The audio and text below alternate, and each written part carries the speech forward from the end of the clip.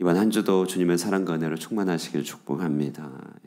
보통 인생이 가장 힘든 이유들을 꼽는다면 무엇보다도 인간 관계라고들 하죠. 관계가 어렵다.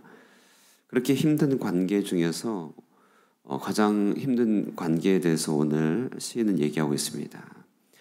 시편 35편 전체가 이제 우리 함께 묵상할 내용인데요. 어제 본문부터 연결되는 것이죠. 관계가 힘들고 그 힘든 관계 중에서 무엇이 그렇게 힘든가 봤더니 7절 한번 보시면요. 그들이 까닭 없이 나를 잡으려고 그들의 그물을 웅덩이에 숨기며 까닭 없이 내 생명을 해하려고 함정을 팠사오니 이렇게 말합니다. 관계가 힘든 게 이유를 알기라도 하면은 풀어갈 수도 있는데 까닭이 없다는 것이죠. 까닭 없이 밉고 까닭 없이 미움받고 까닭 없이 배척을 받는 것입니다. 이처럼 시편 35편은 전체로서요. 까닭도 모르게 배척받고 미움받아서 너무나 힘겨워하는 한 사람의 마음을 잘 묘사하고 있습니다. 여러분 이렇게 비슷한 환경 가운데 처해진 적이 있으십니까? 19절도 한번 보실까요? 부당하게 나의 원수된 자가 나로 말미암아 기뻐하지 못하게 하시며 까닭 없이 나를 미워하는 자들이 서로 눈짓하지 못하게 하소서. 까닭도 모르니 부당하고 힘들고 풀어갈 기미도 보이지 않는다. 아주 극심한 대적과 배척을 받고 있죠. 여러분 우리가 풀어갈 수 있는 관계라면 풀어갈 텐데 그렇지 못한 관계들도 있습니다. 또 어떤 따돌림과 같이 혹은 여러 인간관계 속에서 시달림들이 있을 수 있고 또 여러 가지로 마음이 위축될 수가 있죠. 우리가 이런 순간들을 어떻게 통과해야만 할 것인가? 이런 질문 앞에서 오늘 본문은 그런 이제 악한 사람들이 해하려고 할 때 어떻게 기도하면 좋겠는지, 관계가 힘들어지고 또 눌림이 있을 때 어떻게 하면 좋겠는지를 잘 묘사하고 있는 시편이라고 할 수 있습니다. 먼저 첫 번째 오늘 본문을 통하여 35편을 통하여 묵상할 수 있는 것은 첫째로는요. 내가 하나님 편에 있는지를 점검해야 한다라는 그런 묵상을 할 수 있습니다. 그러니까 다시 말해서 이 갈등이 어떤 종류의 갈등이냐라는 것이죠. 어떤 종류의 갈등인가. 35편을 좀 이렇게 자세히 이렇게 보다 보니까요. 단순한 갈등이 아닙니다. 어떤 경쟁 당사자들 간의 갈등만도 아닙니다. 13절을 한번 보시면요. 나는 그들이 병들었을 때에 굵은 베옷을 입으며 금식하며 내 영혼을 괴롭게 하였다. 이렇게 말을 하고 있죠. 그러니까 이 갈등은요. 누군가 이렇게 정말 주님 앞에 올바로 살고 온유한 마음으로 살려고 하는데 갈등이 생긴 거죠. 14절도 내가 나의 친구와 형제에게 행함같이 그들에게 행하였다. 그러니까 마음을 어둡게 하거나 왜곡시키지 않고 하나님 앞에서 코람데오 하나님 앞에서 올곧게 살아가려고 하는 바로 자신을 향한 갈등입니다. 그래서 온유한 자들을 향한 공격이다라고 할 수 있죠. 그래서 이 갈등은 뭐냐면 그야말로 이 땅에서 악이라고 하는 것, 악의 실체를 경험한 자가 기도하는 기도입니다. 악을 상대하고 있는 사람들의 형편이죠. 여러분 혹시 악을 만나신 적 있습니까?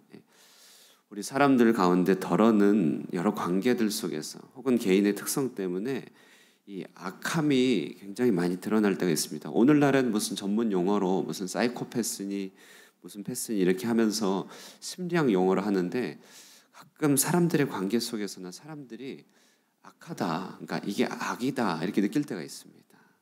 자녀가 부모에 대해서 느낄 때도 있고 부모가 자녀에 대해서 느낄 때도 있고 배우자끼리 느낄 때도 있고 또 혹은 가깝게 생각하는 관계들 혹은 여러 가지 우리가 함께 관계를 맺을 수 있는 여러 상대들 가운데서 악하다 직장에서 느낄 수 있죠.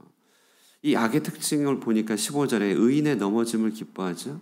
그러니까 넘어짐을 기뻐한답니다. 그러니까 아랑곳하지 않고 그 넘어짐을 긍휼히 여기지 않는 것이죠. 서로 모여서 의인을 찢으려 한다. 이 악은요 이렇게 먼지가 뭉치듯이 똘똘 뭉칩니다.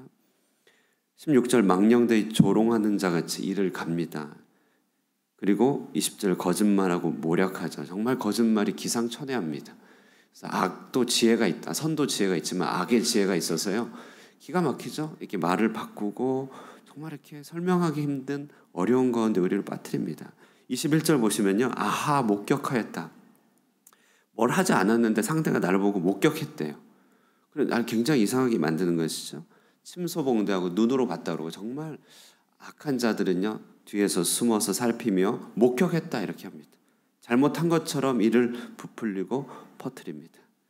이처럼 악이라고 하는 것은요 죽기를 바라는 것입니다. 넘어짐을 기뻐하는 것이죠. 이런 동기들 때문에 그들의 모든 행동도 시각도 왜곡됩니다.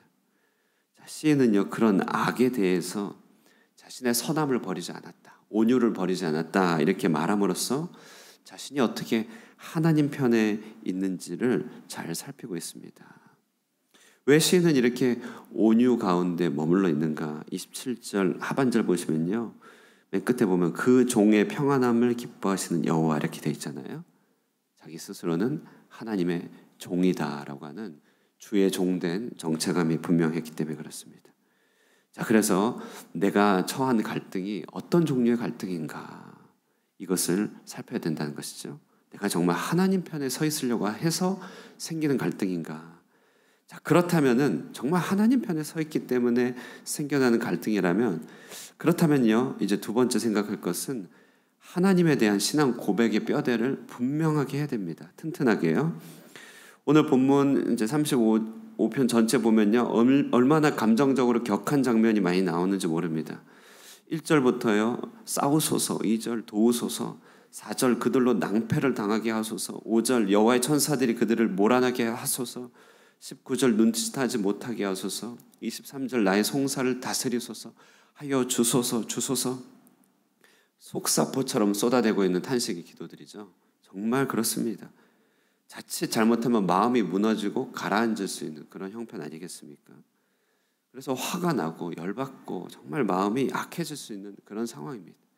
그때 그런 형편 한가운데서 시인이 신앙 고백의 줄기를 붙잡고 뼈대를 든든히 세우고 있습니다. 9절에 내 영혼은 그러나 여호와를 즐거워하고 그의 구원을 기뻐한다. 10절 내 모든 뼈가 이르기를. 어떻게 이런 표현을 할 수 있죠? 내 모든 뼈가 이르기를. 그러니까 내 속에서부터 말한다. 그러니까 추상적으로 말하지 않고 내 모든 뼈와 내 장기가 주님 앞에 말합니다. 여호와 같은 이가 누구냐? 이렇게 물어보면서 스스로 되묻습니다. 대답합니다. 그는 가난한 자를 그보다 강한 자에게서 건지시고 가난하고 궁핍한 자를 노력하는 자에게서 건지시느니라. 시인의 마음은 하나님을 향하여 있을 뿐이 아니라요 하나님을 향한 신앙 고백이 든든하고 견실합니다. 여기 가난한 자를 건지신다 이것은요 모든 아브라함 여정 가운데 나타난 하나님이고 출애굽한 이스라엘 백성들을 건지시는 하나님의 정체가 가난한 자를 건지시는 것이죠. 애굽의 압제로부터 그들을 건지십니다. 그래서 나중에 예수님은요 복 있는 사람을 얘기할 때 그 첫 번째 명제 심령이 가난한 자는 복이 있나니 이렇게 얘기를 하고 있죠. 23절도 공의의 하나님, 송사를 다스리신 하나님. 자, 그래서요 이렇게 하나님께 대한 온전한 신앙 고백을 하게 되면요 갈등 상황을 어떻게 보게 되냐면요 이렇게 보게 된다는 것입니다. 여러분 이런 거예요. 하나님을 온전히 고백하는 믿음은 자신이 당한 어려움과 고뇌와 여러 가지 고민들을 출애굽 상황 속에 위치시킨다는 것입니다. 자, 이것이 아주 해법이죠. 출애굽 상황, 바로의 압제가 있었던 상황, 하나님 없는 자의 억압, 부당한 처우와 불의한 다스림들, 그들 속에서 살피시는 하나님의 도움을 통하여서 하나님의 바로의 악을 벌하시는 거잖아요. 이스라엘을 건지시잖아요. 이렇게 자신이 당한 어려움을 이 갈등의 종류가 무엇인지를 확인하고 신앙 고백을 온전히 할 때 자신을 출애굽에 위치시킨다는 거예요. 그럼 방향이 나오지 않습니까? 기도가 제목이 나오지 않습니까? 구원의 확신이 드는 거 아니겠습니까? 하나님의 개입이 분명하죠. 왜냐하면 하나님은 출애굽의 하나님이니까 내가 출애굽받기를 원하는 혹은 그렇게 출애굽 필요한 내 자신의 형편이라면 하나님께서 반드시 일하겠구나 이렇게 된다는 것이죠. 우리의 갈등이 애매하거나 방황하지 않습니다. 정확해지고 내가 어디 서 있어야 되는지 압니다. 우리가 이렇게 되어야 됩니다. 우리 싸움이 단지 이기는 싸움이 아닌 것이죠. 단지 웰빙, 잘 사는 것도 아닙니다. 그래서 스스로 강자가 되려고 하는 것도 아니고 스스로 희생자의 자리에 두는 것도 아닙니다. 스스로 강해지려고 하면 자신이 하나님 위치에 올라가게 되는 것이죠.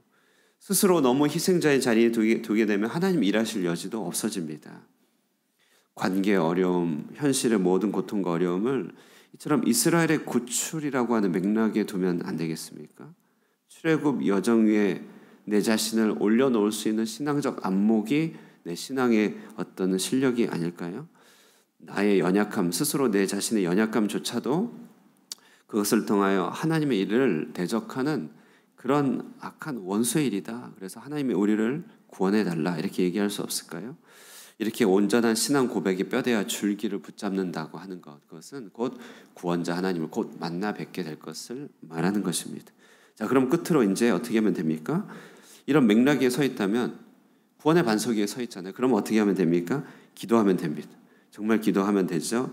오늘 본문 두 가지 종류의 기도가 있습니다. 먼저 전반부는요, 원수들을 향한 하나님의 조치, 다시 말해 원수들의 멸망을 가감없이 기도합니다. 1절부터 8절까지 연속적인 기도는요, 악의 소멸을 위하여 정직하게 기도합니다. 5절에 그들을 바람 앞에 겨와 같게 하시고, 6절 그들의 길을 어둡고 미끄럽게 하시고, 여호와의 천사가 그들을 뒤쫓게 하소서. 우리를 대적하는 이 모든 대적들이 무너지고 멸망하게 하소서. 결박되게 하소서. 사단의 모든 조롱과 원수의 압제는 떠나가게 하여 주시옵소서. 악행이 모두 물러가게 하여 주시고, 우리를 힘들게 하고 우리를 넘어뜨리려고 하는 모든 환경의 지배들이 온전히 사라지게 하소서. 능력 있게 정직하게 기도합니다. 이것이 전반부의 기도죠.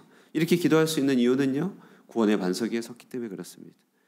두 번째는요, 이제 후반부의 기도인데요, 이제 하나님 되심을 위해서 기도하는 것이죠. 17절부터 쭉 나오는데, 관망치 마소서, 건지소서. 22절, 잠잠하지 마소서. 23절, 송사를 다스리소서. 24절, 공의로 일하소서. 이러면서요, 하나님이요, 구원자 하나님 되심을 우리에게 나타내소서. 찬양받기 합당하신 하나님의 이름을 드러내소서. 이렇게 하나님의 이름이 높임받기를 바라고 있습니다. 이 시편의 짜임새는 그러므로 아주 분명하죠. 1절부터 8절 정도 어간까지는 원수들의 멸망을 위한 아주 따발총 공격입니다. 다다다다 원수 멸망해 주세요. 9절부터 대략 한 16절, 17절까지는요, 원수가 어떻게 자신을 공격하고 자신이 어떻게 그곳에서 마음을 지키려고 하는지를 한번 회고하죠. 그리고 19절부터 28절까지는 하나님 살아계시잖아요. 하나님의 하나님 되심을 보여주소서. 이런 기도입니다. 이런 기도. 우리 요즘에 현실의 어려움에 대해서 쭉 기도하고, 내가 그 속에서 어떻게 신앙을 지켰는지를 회고하고, 그런 다음에 하나님의 하나님 되심을 드러내 주시옵소서 쭉 기도하는 것입니다. 이렇게 쉬는 한중간에서 하나님 앞에 살고 있는 자신과 까닭없이 박해하는 자들 놓고 앞뒤로 악인의 멸망과 하나님의 능력을 기도합니다. 자, 이것이 우리가 처한 처지의 형편 아니겠습니까? 우리는 늘 우리 자신을 이 자리에 놔야 됩니다. 이것이 바로 애통하는 자의 자리, 심령이 가난한 자의 자리입니다. 다윗이 사울의 공격 가운데서 이렇게 늘 기도했을 것이겠죠. 이 시는 다윗의 배경을 놓고 보면 너무나 이해가 되죠. 나중에 이스라엘의 포로로 귀환한 후에 성전 건축할 때 많은 방해가 있었습니다. 사마리아인들의 방해, 주변국들의 방해로 종종 멈추고 압제당하였죠. 그럴 때 이 시편이 떠올랐을 것입니다. 아니요, 포로기 때 신앙을 지키고 회당을 지을 때 얼마나 많은 사람들이 조롱했겠습니까? 디아스포라 회당 공동체를 건설해 가면서 경건하게 살려고 하는 이들의 삶 가운데 이 시편은 항상 회자되었을 것입니다. 초대교회 박해들 가운데 성도들은 35편을 애송하였겠죠. 디모데후서 3장 12절, 무릇 그리스도 예수 안에서 경건하게 살고자 하는 자는 박해를 받으리라. 여러분, 이런 고통들 속에서요, 우리가 하나님 편에 잘 서서요, 신앙 고백, 하나님에 대한 온전한 신앙 고백의 줄기 붙잡고 뼈대를 세워서요, 능력 있는 기도를 행할 수 있는 이 아침 되시기를 주님의 이름으로 축원드립니다. 기도하겠습니다. 살아계신 하나님 아버지, 은혜와 사랑 감사합니다. 오늘도 경건한 자들, 박해받는 자들의 기도를 우리에게 심어주시고, 우리도 하나님 그 한가운데 서서 출애굽하신 하나님의 구원의 역사 믿음으로 구할 수 있도록 우리의 삶 가운데 말씀을 주시니 감사합니다. 하나님, 우리들 여러 형편들, 어려움들 많이 있습니다.